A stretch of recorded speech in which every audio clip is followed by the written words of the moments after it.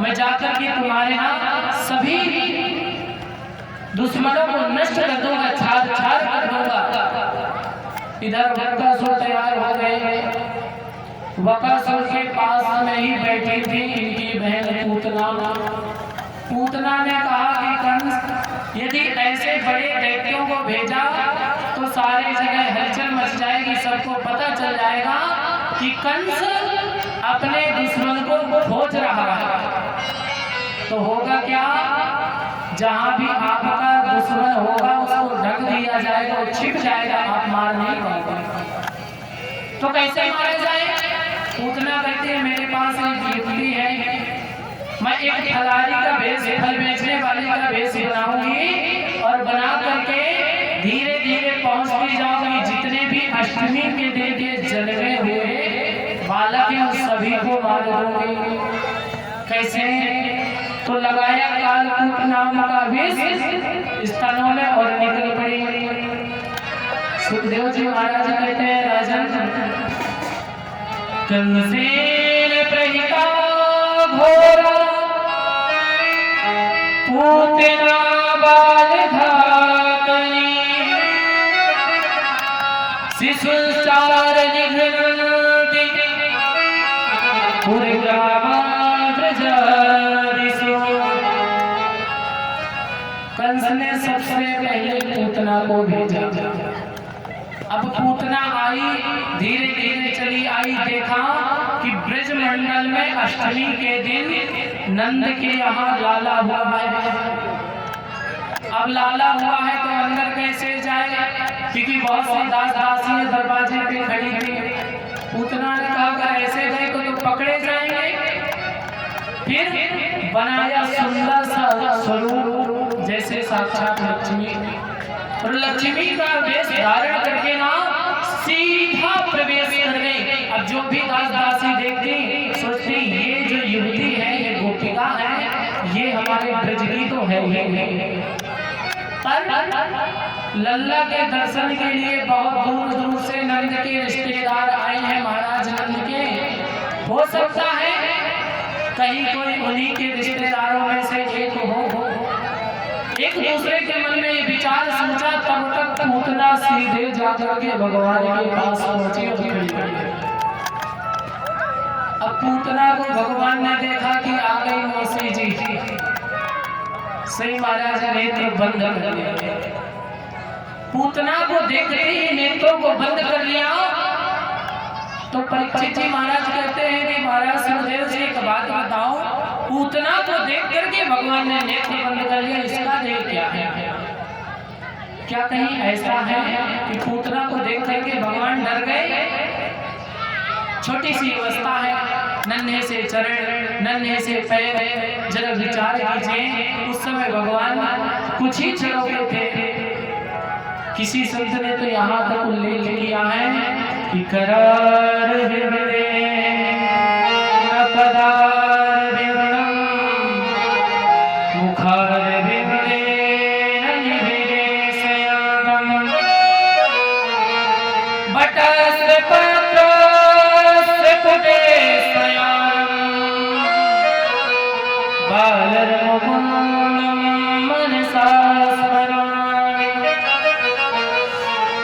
छोटे छोटे से पैर है, छोटा सा मुखारविंद है, इतना सुंदर मुखारविंद है, इतना छोटा सा स्वरूप है कि ऐसा लगता है कि अगर भगवान को छुएंगे तो ये कहीं हाथों से फिसल ना जाए।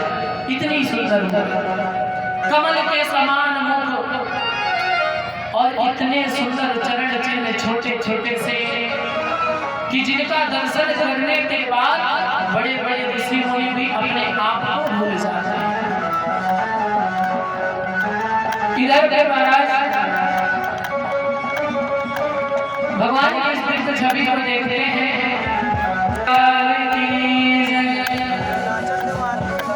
जो ही भगवान को दर्शन किया, भगवान ने नेत्र बंद कर लिए। इधर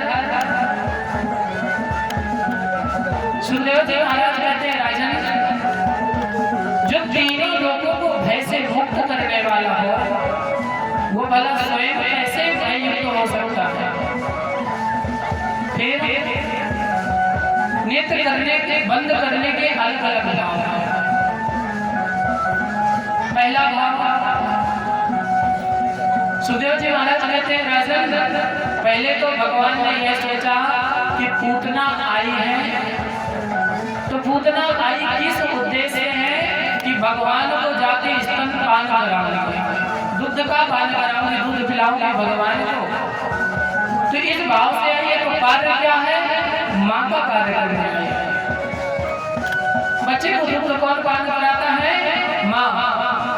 भगवान कहते हैं पूतना आई तो माँ का कार्य करने हैं, माता के स्वरूप में आई है। पर देखो मेरा दुर्भाग्य और इस पूतना की सोच कि उस दुग्ध में भी विष लगा करके आई है। अरे कोई माता क्या ये चाहती है कि उसके पुत्र को मैं स्वयं मार दूं? ऐसा कभी नहीं चाहती। फिर ये तो काम तो दोनों करने आई है, एक तो उधर वैर भाव भी निभा रही है और इधर माँ का स्वरूप भी निभा रही है।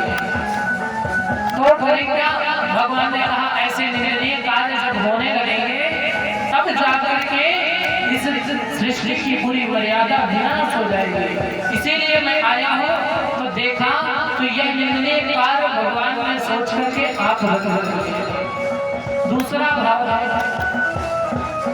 सुखदेव जी महाराज कहते हैं राजन, पूतना आई तो है पर पूतना अपने वास्तविक स्वरूप में नहीं आई, लक्ष्मी के स्वरूप में यानी माया के साथ में आई है। वेश दूसरा धारण किया है ना, तो पूतना है माया और भगवान है माया पति। पूतना को देख करके भगवान ने नेत्र बंद कर लिए, बोले ये आई तो है और आई है माया का कार्य करने, अगर मेरी दृष्टि पड़ी तो इसके सामने से माया विलुप्त हो जाएगी और जो पूतना दूध पान कराने आई है अधूरा रह जाएगा। इसलिए नेत्र बंद कर लिए। अनन्य भाव है। इधर महाराज पूतना को देखा, धीरे धीरे धीरे जाकर के पूतना पहुंची, भगवान को गोद में उठाया। गोद में उठा करके अपने इतने सुंदर विचारों से ऐसा काम किया, भगवान को उठाया और उठा करके जब तक भगवान आंख खोलते खोलते तब तक दूध पान कराने लगे। भगवान ने सोचा कि भगवान हे प्रभु अब हम फंस गए। क्यों? आए थे, सोचा था कि ब्रज में जाएंगे, माखन मिश्री खाएंगे, लीला करेंगे, लास्ट में कंस को मार करके, दैत्यों को मार करके गोलोक धाम चले जाएंगे। सोई माखन मिश्री का तो कुछ अभी पता लगा नहीं और ये विष पहले आ गया, पूतना मौसी पहले आ गया। क्या करें? भोले बाबा का ध्यान किया। बोले बाबा हमने तो कभी जहर वहर पिया नहीं है, लेकिन आप पुराने नशेबाज इतना बड़ा जहर पी गए, कल की कथा में तो आया था ना, इतना बड़ा विष पी गए और कंठ में ही रोक लिया। तो बाबा एक काम करो ना, थोड़ा सा आकर के मेरी सहायता करो। क्या सहायता करें? मेरे कंठ में भी वास करो, जब तक इसका विष आएगा विष का पान आप करना और जब दुग्ध निकलने लगेगा तो दूध का पान मैं करूंगा, आगे की क्रिया मैं करूंगा। बाबा ने कहा हर बार मुझे ही बलि का बकरा बनाते हैं। फिर बाबा आए और कंठ में वास किया, क्या नहीं ना यहाँ पर पूतना के दूध का पान करने लगे और दूध पान करते जब तक विष रहा, भोले बाबा पिए और कैलाश चले गए। जब जब दुग्ध रहा तब तक कन्हैया पानी की और दुग्ध हो गया खत्म। अब कन्हैया ने पूतना के प्राणों को खींचना चालू किया। बोले मौसी जंग में दो काम ही होते हैं, या तो तुम सामने वाले को मारो या तो फिर सामने वाला तुम्हें मार देगा। तो भगवान ने जब प्राणों का पान प्रारंभ किया तो पूतना का शरीर विचलित हुआ, मन विचलित हुआ और जैसे ही मन विचलित हुआ वैसे पूतना की माया गई छूट और पूतना अपने स्वरूप में आ गई। अब जैसे ब्रजवासियों ने देखा स्वयं महाराज दौड़ पड़े पूतना की तरफ, मारो काटो, कोई कुछ कहता कोई कुछ कहता और सब पूतना की तरफ दौड़े। स्वयं पूतना उड़ गई, उड़ने लगी, जोर जोर भागने लगी। भगवान ने कहा अच्छा मौसी भागने के लिए आई थी क्या? अच्छा चलो भाग ही रही हो तो कोई बात नहीं, तुम अपना काम करो, हम अपना काम करेंगे। भगवान ने यहाँ पर एक साथ 3 चीजों का पान किया। पहले विष पान किया, फिर दुग्ध पान किया और तीसरे नंबर में प्राणों का पान किया। पूतना का विकराल स्वरूप बना और विकराल स्वरूप बना करके जोर की भागती गई भगवान धीरे धीरे विष का पान करते रहे। पूतना कहती है ये लैला मुझे छोड़। भगवान ने कहा ये तो हमने अपने जीवन में कभी किया ही नहीं है। क्यों? बोले पहले तो हम किसी को पकड़ते नहीं। कैसे? जब तक ऋषि मुनि तपस्या करते हैं बार बार कहते कन्हैया एक बार आ जाओ, एक बार दर्शन दे जाओ, एक बार हमारे घर आ जाओ। तो मैं पहले तो किसी को पकड़ता नहीं, चाहे कोई जन्म जन्म तक जतन करता रहे, मैं किसी को नहीं पकड़ता। गोस्वामी तुलसीदास जी कहते भी हैं मिलते को दुख दारुण देहि बिछुड़त प्राण हर ले।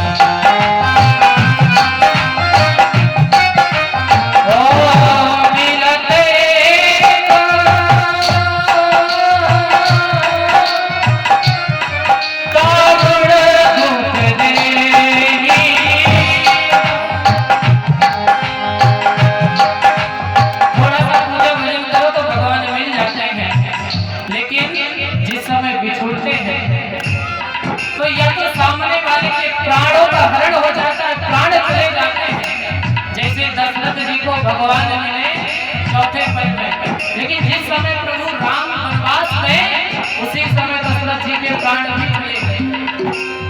कुंती को गोविंद मिले जब तक थे साथ में थे, और जैसे गोविंद स्वधाम गए उसी समय कुंती भी प्राणों का देहांत हुआ। तो बिछुड़ गए प्राण हर ले।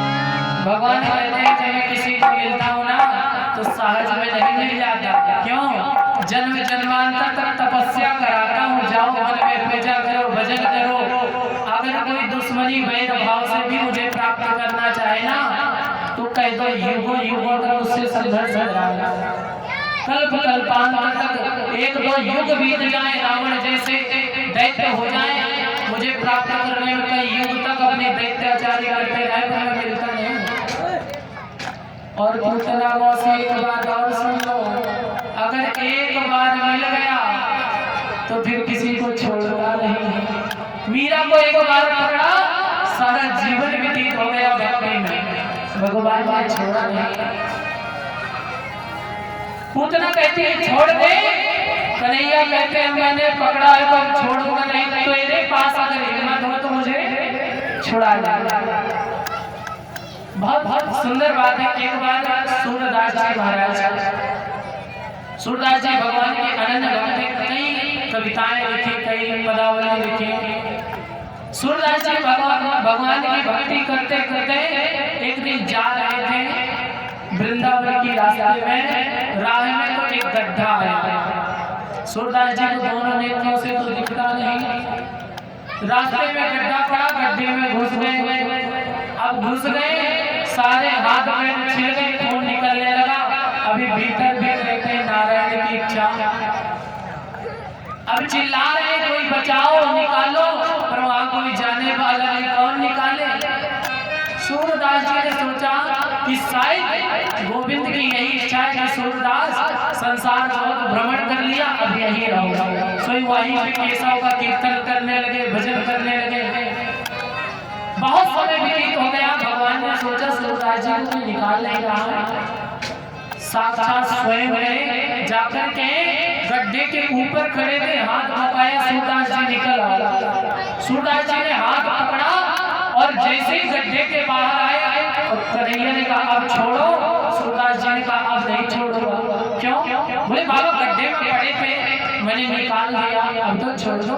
बाबा बोले मैं इतने गहरे गड्ढे में था, अगर गड्ढा छोटा होता तो मैं स्वयं आ जाता, और तुम इस गड्ढे के ऊपर से सिर्फ हाथ पकड़ा करके मुझे निकाल लिया। मैं कैसे मानूं कि तुम कोई साधारण पुरुष हो?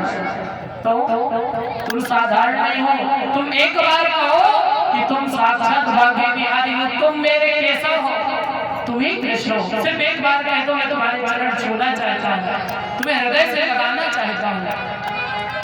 भगवान ने कहा अगर एक बार कह दिया तो सूरदास जी से अभी बहुत कविताएं लिखवानी है, बहुत संतों को शुभ संदेश पहुंचाना है, ये नहीं हो पाएगा। किसो कहते छोड़ो छोड़ो मुझे जाना है। सूरदास जी कहते हैं जब तक कहोगे नहीं कि तुम कैसा हो तब तक नहीं छोड़ूंगा।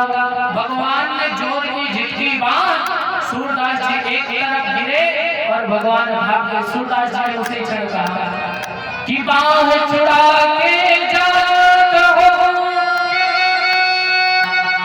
हृदय छुड़ा के जा। अरे कन्हैया मुझे निर्बल जान करके बांह छुड़ा करके तो जा रहे हो, जाओ।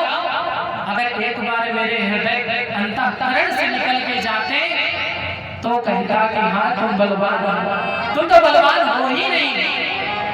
ऐसे थे कृष्ण। पूतना बार बार कहती छोड़ो छोड़ो। भगवान ने कहा मैंने किसी को छोड़ा ही नहीं, क्यों छोड़ो? तो पूतना के प्राणों का पान करते रहे और पूतना भागती गई जाकर के एक चट्टान से टकराई और टकरा के वहीं पे एक ही बार गोविंदाई नमो नमः।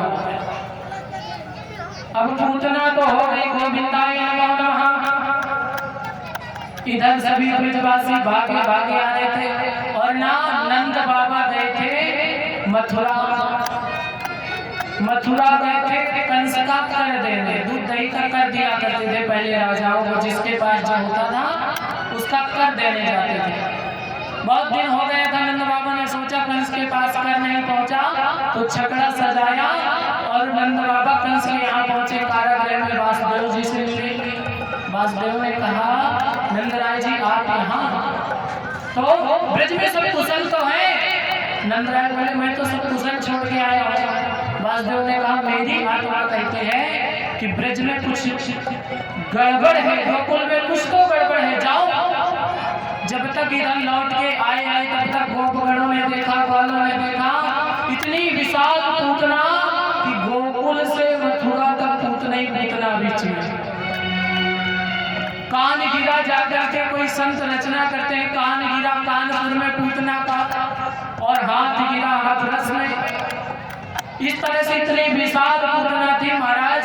इधर पूतना को देखा तो पूतना के बीच में माता यशोदा प्रार्थना करती आ रही है भगवान आज मेरे लल्ला को बचा लो, आज मैं तुम्हारी भरपूर सेवा करूंगी पूजन करूंगी, कहीं मेरे लल्ला को कुछ हो ना जाए। माता यशोदा भी दौड़ी आई, सभी ने देखा तो पूतना गोविंदाई हो चुकी थी और गोविंद पूतना के ऊपर खेल रहे थे बैठे। अब ज्यों देखा कि मैया यशोदा भागी आ रही है, गोपगण भागे आ रहे हैं, तो जब तक कोई पास नहीं आया तब तक तो खेलते रहे। जैसे यशोदा पास आई वैसे रोने लगे। यशोदा ने कहा अच्छा मेरा लल्ला कुशल तो है, जय हो भगवान की धन बनाई और लल्ला को उठा करके सबसे पहले गौशाला ले गए। गौशाला में जा करके भगवान ने कहा गौशाला बहुत अच्छी जगह है, क्यों? गायों को भी इच्छा थी कि परमात्मा का दर्शन हो चुका है, जन्म हो चुका है और सभी लोग दर्शन करते हैं तो एक बार हमें भी दर्शन प्राप्त। गायों को भी दर्शन मिला और महाराज अब गोविंद को बैठा दिया नीचे और गौमूत्र से गोविंद का अभिषेक करने लगे गोपियां। और भागवत जी में एक श्लोक है, कुछ श्लोकों का एक गोविंद रक्षा कवचात्मक है, इसी का पाठ करने लगे। ओम नमो गोविंद तस्मै नमः। गोविंद कहते हैं अच्छा मंत्र बोलती गोविंद भगवान इसके ऊपर के अंगों की रक्षा करें, केशव जठरों की, और नारायण इसके सभी अंगों की रक्षा करें। भगवान कहते हैं देख लो इन वेदों को, मेरे ही नाम का मंत्र मेरे ऊपर चलाए जा रहे हैं। इधर तो ये चलता रहा, उधर गए गोपगण, जब तक नंद बाबा भी आ गए, गोपगणों ने पूतना को उठाया, उठाना संभव था नहीं, काटा कुल्हाड़ी से, काट काट करके एक जगह रखा और कई सूखे वृक्ष पूतना के ऊपर रख दिए। आग जलाई तो कई घंटों में आग जली, क्यों? पूतना मौसी थी भी तो बहुत बड़ी, आग जली और जब पूतना जल करके खाक होने लगी तो महाराज सुखदेव जी महाराज कहते हैं कि राजेंद्रनाथ परीक्षित पूतना के शरीर से चंदन जैसी सुगंध आई, जैसे चंदन की लकड़ी जलाओ तो सुगंध निकलते हैं, ऐसी सुगंध निकली। राजेंद्रनाथ परीक्षित चक्कर में फंस गए। बोले महाराज बस एक क्षण, क्यों? बोले आपने पहले कहा है क्या? कंसेन प्रीता घोड़ा पूतना वाली घातनी, छोटे छोटे बच्चों को खाने वाली पूतना, छोटे छोटे बच्चों को खा लेती थी ऐसे। सुखदेव जी कहते पूतना बाल घातनी जिसका भोजन छोटे छोटे बच्चे हों, जिसने मांस खाया हो, रक्त पिया हो, यानी सारे जीवन पाप किया हो, मांस का भक्षण किया हो, और जब वो पूतना मरे तो उसके शरीर से चंदन जैसी सुगंध, ऐसा नहीं हो सकता महाराज, कैसे? ऐसा कैसे हुआ? सुखदेव जी कहते हैं राजन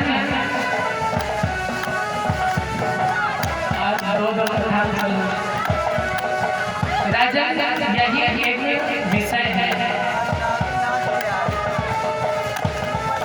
ये लोग भी खुशी मनाते हैं पूतना के मरने का, पूतना उद्धार। कहते हैं भगवान सुखदेव जी कहते हैं राजन जिसको भगवान एक बार स्पर्श कर लेते हैं ना, उसके सभी पाप नष्ट हो जाते हैं। अरे स्पर्श तो छोड़ो, जिसको प्रभु का मात्र दर्शन हो जाए उसका इस संसार में उद्धार हो जाता है। फिर पूतना को तो स्पर्श किया, और स्पर्श छोड़ो पूतना के तो सभी अंगों में श्रेष्ठ माँ का दर्जा दिया है। दुग्ध पाने की भला पूतना की कैसे तो गति होती है, क्योंकि भगवान ने जिसको पकड़ा है वो कैसे भवसागर में फंसेगा। ठीक इसी तरह से पूतना का उद्धार हुआ और भगवान का ज्यादा लगा, सभी गोपियां भगवान को झाड़ देने लगी। इधर सुखदेव जी कहते राजन ये पूतना कोई साधारण पूतना नहीं थी, तो बोले पूर्व जन्म में ये थी राजा बलि की पुत्री, नाम क्या था? रत्नमाला। कल की कथा में सुनाया भी गया है। जब भगवान पहुंचे तो दिव्य तेज देख करके, छोटा सा शरीर देख करके 52 अंग के थे भगवान, ऑल टोटल 52 भगवान को देख करके पूतना ने विचार किया, रत्नमाला ने विचार किया कि यदि इतना सुंदर सा बालक मेरा पुत्र होता और मैं इसको स्तनपान कराती तो मैं इसको कभी भिक्षा मांगने नहीं जाने देती। माँ का भाव प्रकट हुआ, तो भगवान तो सब कुछ जानने वाले हैं, अंतर्यामी है ना, श्री भगवान ने उसी क्षण तर्दास्त तो कह दिया ठीक है, तुम्हारी इच्छा भी हम पूर्ण करेंगे। और जब भगवान ने राजा बलि का सर्वस्व हरण कर लिया और बलि को पाताल लोक भेजने लगे, तब ये रत्नमाला बोली, हे भगवान मैंने ऐसा उल्टा पुल्टा संकल्प ले लिया, अगर ये बालक मेरा पुत्र होता और मैं इसको स्तनपान कराती तो मैं स्तन की जगह इसको विष पान कराती, इसको उसे क्षण मार देती, अपने भैया को ठगने नहीं देती। भगवान ने कहा तथास्तु, क्योंकि सब जानते हैं जानत तुम ही होई जाई,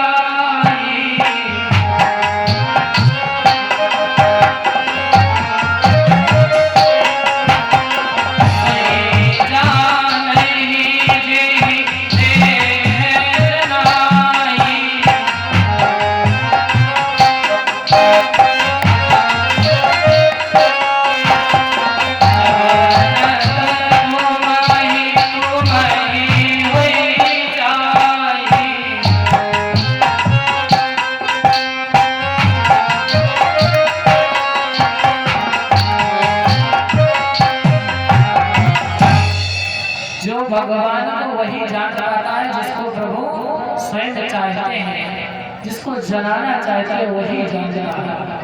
और जो प्रभु को जान जाता है, समझ जाता है, जो उनके तत्व को समझ जाता है, जो उनकी कथा को समझ जाता है, विचित्र बात यह है कि वह इस संसार में नहीं स्वयं प्रभु में हो जाता है।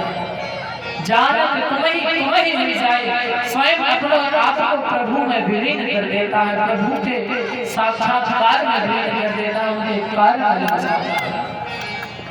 ऐसे हैं गोविंद। आनंद रामायण में वर्णन आता है कि पूर्व जन्म में यह पूतना मंथरा थी। ऐसे विश्व से कार्य किए, जब भगवान को देखा तो सोचा, क्योंकि कैकेयी की दासी थी, कैकेयी के मायके से आई थी, कौशलेय देश से कैकेयी के साथ दहेज में, जैसे दहेज देते हैं ना, तो पहले की कोई राजा एक दासी भी दिया करते थे साथ में सेवा करने के लिए, ताकि ससुराल में किसी को कष्ट न हो। तो इसने से भगवान की झांकी देखी, तब सोचा कि अगर यही राम मेरे पुत्र होते और मैं इनको स्तनपान कराती तो कितना बड़ा सौभाग्य है। और फिर अंत में जाकर के ऐसा कार्य किया कि भगवान को सीधे विदा कर दिया वनवास के लिए। भगवान ने कहा, पहले तो तुम जन्म की सोचते हो और बाद में मृत्यु का भी विधान बना देते हो, जाओ तुम्हारे दोनों विचार सत्य हो। इस प्रकार से अनेक प्रकार से पूतना का वर्णन आता है। महाराज पूतना का तो उद्धार हुआ, आगे कथा आती है। बहुत समय हो गया पूतना का उद्धार हुए, ब्रज में हल्ला होता रहा। अब किया क्या जाए, अब समय अधिक हुआ, तब इधर बिना कारागृह में पड़े हुए वासुदेव जी महाराज, वासुदेव जी ने विचार किया कि बहुत समय बीत गया है और अभी मेरे लल्ला का पता नहीं क्या हाल हो, नामकरण हुआ कि नहीं हुआ। तो क्या होना चाहिए, नामकरण के लिए बोले लल्ला तो हमारा है, पले चाहे जिसके घर में, सोई अपने पुरोहित गर्गाचार्य जी को बुलाया। गर्गाचार्य जी महाराज, गर्गाचार्य जी बोले आगे, बोले आपको हमारे कुल का एक कार्य करना है। क्या? आपको जाना है गोकुल, और गोकुल में जाकर के वहां पर भी मेरे लल्ला का नामकरण संस्कार करना है। नामकरण संस्कार श्री गर्ग जी ने हाथ जोड़े, महाराज ये कार्य मत बोलो। क्यों? बोले अगर मैं गया नामकरण संस्कार करने तो सबसे पहले बैठा है कंस। कंस समझ जाएगा कि गर्गाचार्य जी वासुदेव के कुल के पुरोहित हैं, और कंस दक्षिणा नामकरण मैं करूंगा नंद राजा के यहाँ, और दक्षिणा कंस देगा मुझे बुला के यहाँ, और दक्षिणा में पता नहीं गर्दन के कितने टुकड़े करे महाराज, ऐसी दक्षिणा मत दिलाओ, हाथ जोड़ करके खड़े हो गए।